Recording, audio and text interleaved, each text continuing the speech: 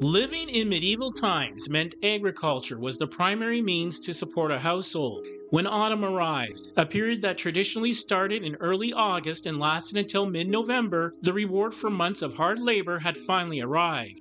At this time, the most important activity of the year began, the harvest season. Bountiful crops were gathered for food preparation and storage to last through a bitter winter season until springtime. When the harvest was gathered and storehouses filled with valuable grains, communities were ready to relax after months of hard agricultural work in the fields. Traditionally, this would be the time of year to celebrate a bountiful harvest.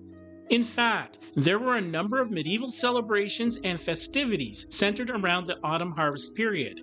The following are three popular celebration days: Harvest Moon Festival, Michaelmas, and Martinmas. Harvest Moon Festival around the autumn equinox.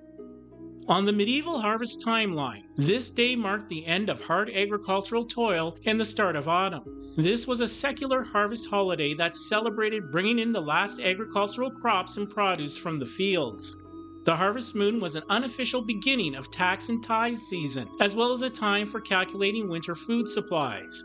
Landowners in the church would collect their dues, with peasants often paying in grains, money, or both.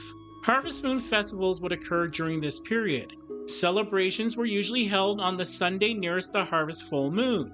There would be drinking of ales and ciders, hymns sung by villagers, and feasting. Homes would be decorated with greenery.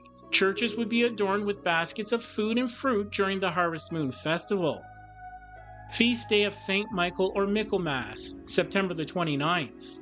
One of the most important harvest season festivals was held on this date to celebrate the safe gathering of crops. Michaelmas also marked the official end of the agricultural year. Debts accumulated during the previous months were settled, which was traditionally known as a quarter day.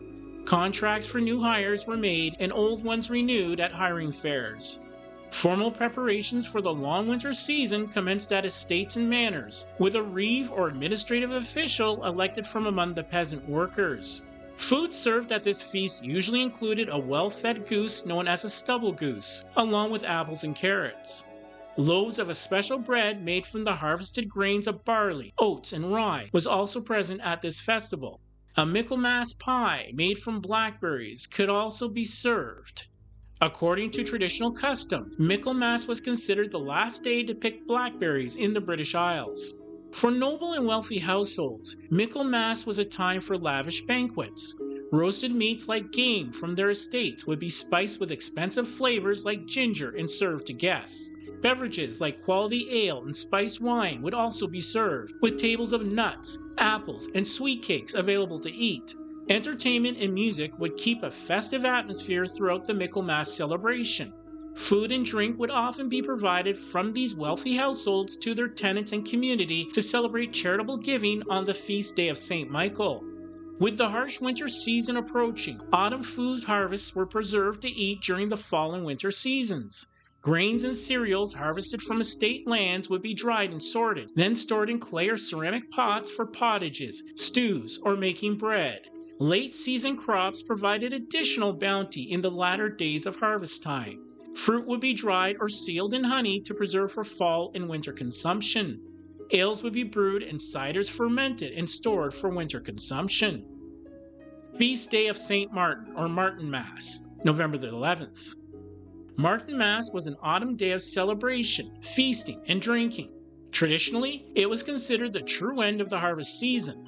Martinmas was also the time of year that communities started preparations for winter survival. Plays would be performed while games like cockfighting and pig baiting entertained crowds. Music played during these celebrations while bonfires kept people warm in the evening. Martinmas was another occasion when old contracts of employment would end and new ones were made, with banquets held for departing workers and new hires. Foods made from offal that would not store for long periods like sausages and black pudding would be consumed.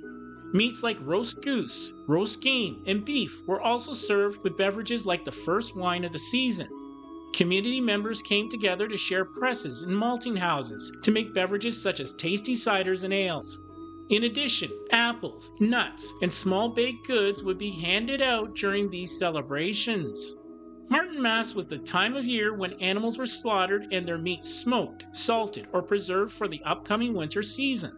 This tradition saved families from using valuable grains to feed livestock over a long winter season. Lantern walks were traditionally performed at nighttime on this feast day, bringing a symbolic message of light and charity into the harsh winter ahead. Thank you for supporting us at Medieval to Modern. Be sure to watch our next episode or any other fascinating video or playlist from our Medieval to Modern channel. Also, be sure to like, subscribe, comment, click the notification bell, and share this channel so we can create more exciting content. I wish you good tidings as we remember that sharing knowledge has been a noble deed throughout the ages.